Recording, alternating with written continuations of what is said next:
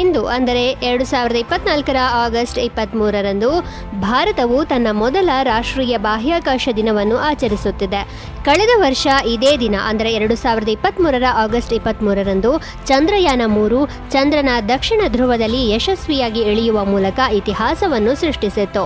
ಈ ಸಾಧನೆಯನ್ನು ಸ್ಮರಿಸುವ ಸಲುವಾಗಿ ಪ್ರತಿ ವರ್ಷ ಆಗಸ್ಟ್ 23ರಂದು ಭಾರತದಲ್ಲಿ ರಾಷ್ಟ್ರೀಯ ಬಾಹ್ಯಾಕಾಶ ದಿನವನ್ನು ಆಚರಿಸಲಾಗುವುದು ಎಂದು ಪ್ರಧಾನಿ ನರೇಂದ್ರ ಮೋದಿ ಘೋಷಿಸಿದ್ದರು. 2023ರ ಜುಲೈ 14ರಂದು ಆಂಧ್ರಪ್ರದೇಶದ ಶ್ರೀಹರಿಕೋಟಾದಲ್ಲಿರುವ ಸತೀಶ್ ಧವನ್ ಬಾಹ್ಯಾಕಾಶ ಕೇಂದ್ರದಿಂದ ಮಧ್ಯಾಹ್ನ 2:35ಕ್ಕೆ ಚಂದ್ರಯಾನ 3 ಉಡಾವಣೆ ಮಾಡಲಾಯಿತು. ಬಾಹ್ಯಾಕಾಶ ನೌಕೆಯು 2023ರ ಆಗಸ್ಟ್ 23ರಂದು ಭಾರತೀಯ ಕಾಲಮಾನ ಸಂಜೆ 6:04ರ ಸುಮಾರಿಗೆ ಚಂದ್ರನ ದಕ್ಷಿಣ ಧ್ರುವದ ಬಳಿ ಯಶಸ್ವಿಯಾಗಿ ಇಳಿಯಿತು. ಚಂದ್ರಯಾನದ ಯಶಸ್ವಿ ಲ್ಯಾಂಡಿಂಗ್ ನಂತರ ಭಾರತವು ಅಮೆರಿಕ, ರಷ್ಯಾ ಮತ್ತು ಚೀನಾದ ನಂತರ ಚಂದ್ರನನ್ನು ತಲುಪಿದ ವಿಶ್ವದ 4ನೇ ರಾಷ್ಟ್ರವಾಯಿತು. ಆದರೆ ಭಾರತವು ಚಂದ್ರನ ದಕ್ಷಿಣ ಧ್ರುವವನ್ನು ತಲುಪಿದ ಮೊದಲ ದೇಶವಾಗಿದೆ. ಆದ್ದರಿಂದ ಈ ಐತಿಹಾಸಿಕ ಕ್ಷಣವನ್ನು ಸ್ಮರಿಸಲು ಭಾರತ ಸರ್ಕಾರವು ಪ್ರತಿ ವರ್ಷ ಆಗಸ್ಟ್ 23ನ್ನು ರಾಷ್ಟ್ರೀಯ ಬಾಹ್ಯಾಕಾಶ ದಿನ ಎಂದು ಘೋಷಿಸಿದೆ. ಈ ಕಾರ್ಯಾಚರಣೆಯ ಮುಖ್ಯ ಗುರಿ ಚಂದ್ರನ ಮೇಲ್ಮೈಯಲ್ಲಿ ಸುರಕ್ಷಿತವಾಗಿ ಇಳಿಯುವುದು ಮತ್ತು ಅಲ್ಲಿ ವೈಜ್ಞಾನಿಕ ಪ್ರಯೋಗಗಳನ್ನು ನಡೆಸುವುದು ಆಗಿತ್ತು. ರಾಜ್ಕುಮಾರ್ ಶುಕ್ಲಾ ಅವರು 1875ರ ಆಗಸ್ಟ್ 23ರಂದು ಬಿಹಾರದ ಚಂಪಾರಣ್ನಲ್ಲಿ ಜನಿಸಿದರು. ಅವರು ಭಾರತದ ಸ್ವಾತಂತ್ರ್ಯ ಹೋರಾಟದ ಪ್ರಮುಖ ನಾಯಕರಾಗಿದ್ದರು. ವಿಶೇಷವಾಗಿ ಚಂಪಾರಣ್ನಲ್ಲಿ ಇಂಡಿಗೋ ರೈತರ ಸಂಕಷ್ಟದ ಬಗ್ಗೆ ಗಾಂಧಿಯವರಿಗೆ ಅರಿವು ಮೂಡಿಸಿದ್ದಕ್ಕಾಗಿ ಮತ್ತು ಅವರನ್ನು ಅಲ್ಲಿಗೆ ಆಹ್ವಾನಿಸಿದ್ದಕ್ಕಾಗಿ ಹೆಸರುವಾಸಿಯಾಗಿದ್ದರು. ರಾಜ್ಕುಮಾರ್ ಶುಕ್ಲಾ ಒಬ್ಬ ಸಾಮಾನ್ಯ ರೈತ, ಆದರೆ ಅನ್ಯಾಯದ ವಿರುದ್ಧ ಹೋರಾಡುವ ಬಲವಾದ ಇಚ್ಛೆಯನ್ನು ಹೊಂದಿದ್ದರು. ಚಂಪಾರಣ್ನ ಇಂಡಿಗೋ ರೈತರು ಬ್ರಿಟಿಷರಿಂದ ತೀವ್ರ ಶೋಷಣೆಗೆ ಒಳಗಾಗಿದ್ದರು. ಬ್ರಿಟಿಷ್ ಸರ್ಕಾರವು ರೈತರನ್ನು ಇಂಡಿಗೋ ಕೃಷಿಗೆ ಒತ್ತಾಯಿಸಿತು. ಇದು ರೈತರಿಗೆ ಅಪಾರ ನಷ್ಟವನ್ನು ಉಂಟುಮಾಡಿತು. ಈ ಅನ್ಯಾಯದ ಬಗ್ಗೆ ಶುಕ್ಲಾ ಗಾಂಧಿಯವರಿಗೆ ತಿಳಿಸಿ ಚಂಪಾರಣ್ಗೆ ಬರುವಂತೆ ಮನವರಿಕೆ ಮಾಡಿದರು.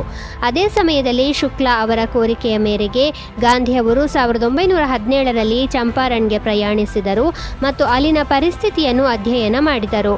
ಇದರ ನಂತರ ಗಾಂಧಿಯವರು ಚಂಪಾರಣ್ ಸತ್ಯಾಗ್ರಹವನ್ನು ಪ್ರಾರಂಭಿಸಿದರು. ಇದು ಭಾರತದಲ್ಲಿ ಮೊದಲ ಯಶಸ್ವಿ ನಾಗರಿಕ ಅಸಹಕಾರ ಚಳುವಳಿಯಾಯಿತು. ಭಾರತೀಯ ಸ್ವಾತಂತ್ರ್ಯ ಹೋರಾಟದಲ್ಲಿ ರಾಜ್ಕುಮಾರ್ ಶುಕ್ಲಾ ಅವರ ಕೊಡುಗೆಯನ್ನು ಬಹಳ ಮುಖ್ಯವೆಂದು ಪರಿಗಣಿಸಲಾಗಿದೆ. ಸ್ವಾತಂತ್ರ್ಯದ ನಂತರ ಭಾರತ ಸರ್ಕಾರವು ರಾಜ್ಕುಮಾರ್ ಶುಕ್ಲಾ ಅವರ ಸ್ಮರಣಾರ್ಥ 2 ಅಂಚೆ ಚೀಟಿಗಳನ್ನು ಪ್ರಕಟಿಸಿತು. ಅವರು 1929ರ ಮೇ 20ರಂದು ಕೊನೆಯುಸಿರೆಳೆದರು. ಆರತಿ ಸಹಾ ಅವರು 1994ರ ಆಗಸ್ಟ್ 23ರಂದು ಕೋಲ್ಕತ್ತಾದಲ್ಲಿ ಕೊನೆಯುಸಿರೆಳೆದರು. ಆರತಿ ಸಹಾ ಒಬ್ಬ ಪ್ರಸಿದ್ಧ ಈಜುಗಾರ್ತಿ. ಇಂಗ್ಲೆಂಡ್ ಮತ್ತು ಫ್ರಾನ್ಸ್ ದೇಶಗಳ ನಡುವೆ ಹಬ್ಬಿರುವ ಇಂಗ್ಲಿಷ್ ಕಾಲುವೆಯನ್ನು ಈಜಿ ದಾಟಿದ ಭಾರತ ಮತ್ತು ಏಷ್ಯಾದ ಮೊದಲ ಮಹಿಳೆ ಅವರು. 1940ರ ಸೆಪ್ಟೆಂಬರ್ 24ರಂದು ಪಶ್ಚಿಮ ಬಂಗಾಳದಲ್ಲಿ ಜನಿಸಿದರು.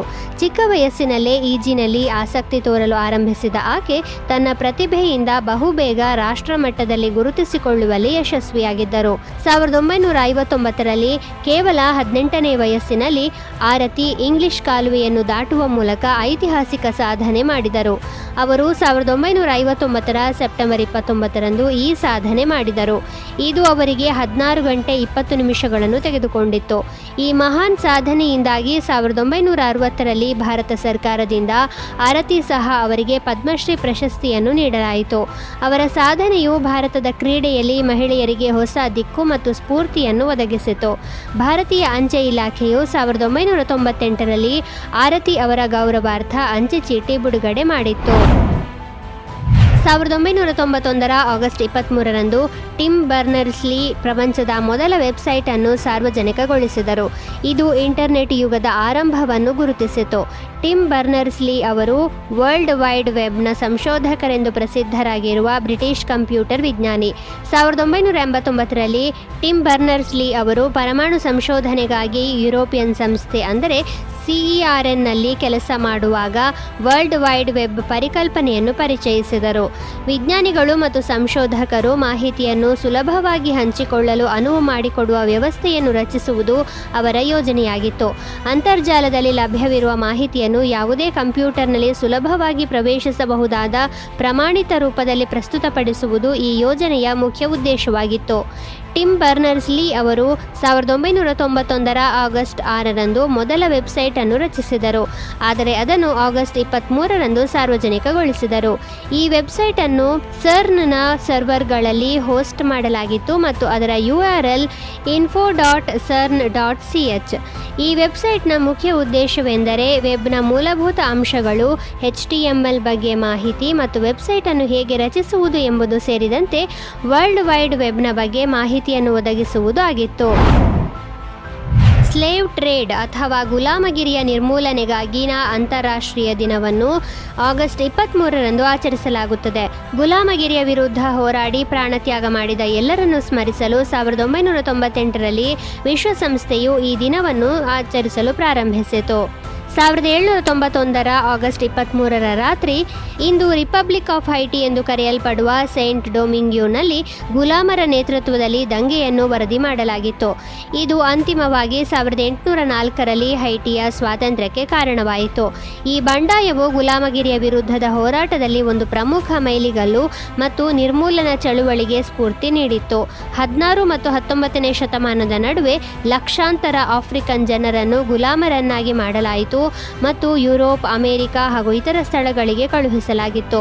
ಗುಲಾಮಗಿರಿ ಮತ್ತು ಗುಲಾಮ ವ್ಯಾಪಾರದ ಇತಿಹಾಸದ ಬಗ್ಗೆ ಜಾಗೃತಿ ಮೂಡಿಸಲು ಮತ್ತು ಈ ಅಮಾನವೀಯ ಪದ್ಧತಿಯನ್ನು ನಿರ್ಮೂಲನೆ ಮಾಡಲು ಮಾಡಿದ ಪ್ರಯತ್ನಗಳನ್ನು ಗೌರವಿಸಲು ಈ ದಿನವನ್ನು ಪ್ರಪಂಚದಾದ್ಯಂತ ಆಚರಿಸಲಾಗುತ್ತದೆ.